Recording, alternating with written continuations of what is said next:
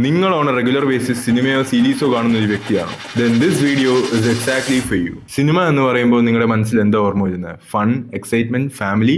പക്ഷേ what if I tell you cinema is killing you? ഞാൻ പണ്ട് ഭയങ്കര സിനിമ ഇഷ്ടപ്പെടുന്ന ഒരു വ്യക്തിയായിരുന്നു. ഒരു സിനിമ റിലീസ് ആയാലും അത് ഫസ്റ്റ് തന്നെ പോയി കാണണം. പൈസ ഉണ്ടായിരുന്നാലും പൈസ ഇല്ലേലും ട്രെയിലർ കാണണം, സ്റ്റോറി ഇടണം, സിനിമേന്റെ എഡിറ്റ് കാണണം, ഫ്രണ്ട്സിൻ്റെ അടുത്ത് സംസാരിക്കണം അതിനെക്കുറിച്ച്. പക്ഷേ when I had this 3 realisations, this completely changed my life, especially the third one. ഈ റിയലൈസേഷൻസ് കാരണം I completely stopped the habit. Let me break this down into 3 points. Number 1, addiction. നമ്മളൊരു എൻഗേജിങ് സിനിമ കാണുമ്പോൾ our brains produce these happy hormones called dopamine.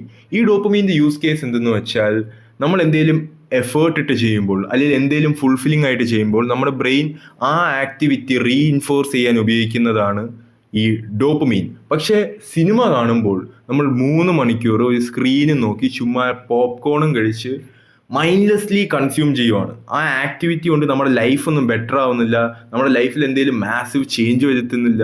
പക്ഷേ നമ്മുടെ brain gets tricked into believing that we are doing something, അല്ലെങ്കിൽ നമ്മളൊരു effort ഇടുന്നു, അല്ലെങ്കിൽ നമ്മുടെ life change ആവുകയാണ്. And due to this reason നമ്മുടെ ഡോപ്പമീൻസ് സ്പൈക്ക് ആവും ടു എ ഓവർഡോസ് ലെവൽ. അപ്പോൾ നമുക്ക് ആ ആക്ടിവിറ്റി റീക്രിയേറ്റ് ചെയ്യാൻ തോന്നും, ഒന്നും കൂടെ. ആ ഡോപ്പമീൻ ലെവൽ ഒന്നും കൂടെ. ഡോപ്പമീൻ ഭയങ്കര അഡിക്റ്റീവാണ്. അത് റീക്രിയേറ്റ് ചെയ്യാൻ തോന്നും തോറും നമ്മൾ അതിന് അഡിക്റ്റ് ആയിക്കൊണ്ടിരിക്കും, ഒരു സിനിമയ്ക്ക് അഡിക്റ്റ് ആയിക്കൊണ്ടിരിക്കും. അതുകൊണ്ട് അടുത്ത സിനിമ ഇറങ്ങുമ്പോൾ അത് എന്താണ്, ആ സിനിമ കാണുന്നതുകൊണ്ട് എന്തെങ്കിലും ഗുണം ഉണ്ടാവുമോ, അല്ലെങ്കിൽ ആ സിനിമ കൊണ്ട് എന്തെങ്കിലും ചേഞ്ച് വരുത്തുമോ, അതൊന്നും നോക്കാതെ ഡയറക്റ്റ് പോയി അതിനെ മൈൻഡ്ലെസ്ലി ഒന്നും കൂടെ കൺസ്യൂം ചെയ്ത് പുതിയ movie and we get into the cycle of addiction. പക്ഷേ ഈ കോൺസെപ്റ്റ് ഏറ്റവും ഉപയോഗിക്കുന്നത് നെറ്റ്ഫ്ലിക്സിലെ സീരീസുകളൊക്കെയാണ്. ബിക്കോസ് നിങ്ങളൊരു സീരീസ് കാണുമ്പോൾ അതിൻ്റെ അവസാനം എപ്പോഴും ക്ലിഫ് ഹാങ്ങർ എന്നൊരു കോൺസെപ്റ്റിലേക്ക് അവസാനിക്കുന്നത്. Because some sort of mystery, some sort of suspense. എന്നിട്ട് ഈ സംഭവം നമ്മുടെ ബ്രെയിനിൽ ഒരു എല്ലാം കംപ്ലീറ്റ് ആയിട്ട് കാണണം എന്നൊരു ഡ്രൈവ് ഉണ്ട്.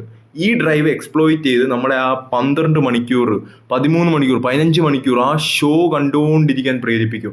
വി ലൈക്ക് ബിഞ്ച് വാച്ച് ചെയ്ത് ഒരു 12 മണിക്കൂർ സ്ക്രീനിൻ്റെ ഫ്രണ്ടിൽ ഇരിക്കുന്നത് നമ്മൾ അറിയത്തു പോലുമില്ല. നമ്മൾ നെക്സ്റ്റ് എപ്പിസോഡ് ഇന്ന് അടിച്ച് പോയി നമ്മുടെ ഡോപ്പമീൻ ലെവൽസ് ഫക്ഡ് അപ്പ് ആവുന്നു. Realisation number 2, the programming. നമ്മളൊരു സിനിമ കാണുമ്പോൾ we are just enjoying, we are just relaxing, we are essentially being programmed. നമ്മൾ ഒരു സെക്ഷൽ മൂവി കണ്ടു, അല്ലെങ്കിൽ നമ്മളൊരു ആൽഫമെയിൽ മൂവി കണ്ടു, അല്ലെങ്കിൽ നമ്മളൊരു ഭയങ്കര പ്രോഗ്രസീവ് LGBTQ ടൈപ്പ് മൂവി കണ്ടു. We are just consuming this content and leaving without any cost. ഒരു നഷ്ടമോ ലാഭമോ ഇല്ലാതെ നമ്മൾ അവിടെ നിന്ന് പോകുന്നില്ല. ഒരു സിനിമ കാണുമ്പോൾ നിന്റെ ബ്രെയിൻ ചേഞ്ച് ആവും, നിന്റെ നറേറ്റീവ് ചേഞ്ച് ആവും, നിന്റെ പെർസ്പെക്റ്റീവ് ചേഞ്ച് ആവും. ചിലപ്പോൾ നീ പോലും അറിഞ്ഞുകൊണ്ടായിരിക്കില്ല അത് ചേഞ്ച് ആവുന്നത്. അത് താനേ നിന്റെ ബ്രെയിൻ ഒരു സംഭവം കണ്ട് it's being programmed and that to subconsciously. നമ്മളൊരു സിനിമ കാണുമ്പോൾ നമുക്ക് അതിൻ്റെ മെയിൻ ക്യാരക്ടറായിട്ട് ഭയങ്കര റിലേറ്റ് ചെയ്യാൻ പറ്റും. ഫോർ എക്സാമ്പിൾ അമേരിക്കൻ സൈക്കോ അല്ലെങ്കിൽ ടാക്സി ഡ്രൈവർ, ഇങ്ങനത്തെ സിനിമയൊക്കെ കാണുമ്പോൾ അതിൻ്റെ മെയിൻ ക്യാരക്ടറുടെ ഓരോ ആസ്പെക്ട്സ് ഓഫ് ലൈഫും അതിൻ്റെ ബിഹേവിയറൽ ചേഞ്ചസും എല്ലാം നമുക്ക് ഭയങ്കര റിലേറ്റ് ചെയ്യാൻ പറ്റും. ഈ റിലേറ്റ് ചെയ്യാൻ പറ്റുന്ന എബിലിറ്റീനെ അവർ എക്സ്പ്ലോയിറ്റ് ചെയ്തുകൊണ്ട് ആവശ്യമില്ലാത്ത പ്രൊപ്പഗാൻഡയെല്ലാം മൂവീസിൽ നിറച്ച് വെച്ച് നമ്മളെ വായിക്കകത്ത് അടിച്ചേൽപ്പിക്കുന്നുണ്ട്. പക്ഷേ ഇത് നമ്മൾ റിയലൈസ് ചെയ്യുന്നില്ല. We are being subconsciously filled with propaganda. I believe that cinema and series are the biggest propaganda machines. ഈ മെഷീൻസിനാണ് നമ്മുടെ normal person's thought process control ചെയ്യാൻ പറ്റുന്നത്. സോ സിനിമ ആൻഡ് സീരീസ് എന്ന സംഭവം കൺട്രോൾ ചെയ്യാൻ പറ്റിയാൽ we can control the whole narrative. We can control the normal person's thought process. Realisation number 3, escapism. സിനിമ often becomes a form of escapism. നമ്മുടെ ജീവിതം ഷിറ്റിയാണ്, അല്ലെങ്കിൽ നമ്മുടെ ജീവിതത്തിൻ്റെ റിയാലിറ്റീസ് സഹിക്കാൻ പറ്റാതെ ആകുമ്പോൾ we go to these movies, we turn off our brains and mindlessly consume. ആ കൺസ്യൂം ചെയ്യുന്ന സിനിമ ഭയങ്കര ഹാപ്പി എൻഡിങ് ആയിരിക്കും, ആ കൺസ്യൂം ചെയ്യുന്ന ക്യാരക്ടർ അത് ജയിക്കുമായിരിക്കും, ആ കൺസ്യൂം ചെയ്യുന്ന ക്യാരക്ടറിന് അവസാനം ഗേൾ ഫ്രണ്ട് അല്ലെങ്കിൽ വൈഫ് കിട്ടുമായിരിക്കും, അല്ലെങ്കിൽ വില്ലൻ മരിക്കുമായിരിക്കും.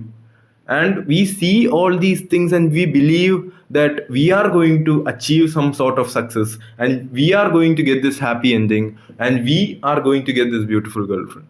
But unfortunately, no. നമ്മൾ ആൽക്കഹോൾ കുടിക്കുന്ന പോലെ it's kind of A temporary relief.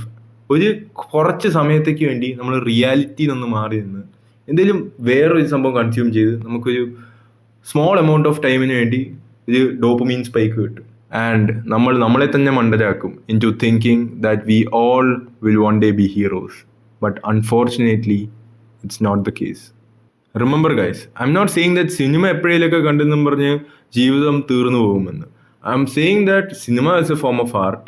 Cinema motivate ചെയ്യും, നമ്മളെ ഇൻസ്പയർ ചെയ്യും. പക്ഷേ mindless consumption is cancer to the brain. And never forget that you are the hero of your own cinema called life. Thank you.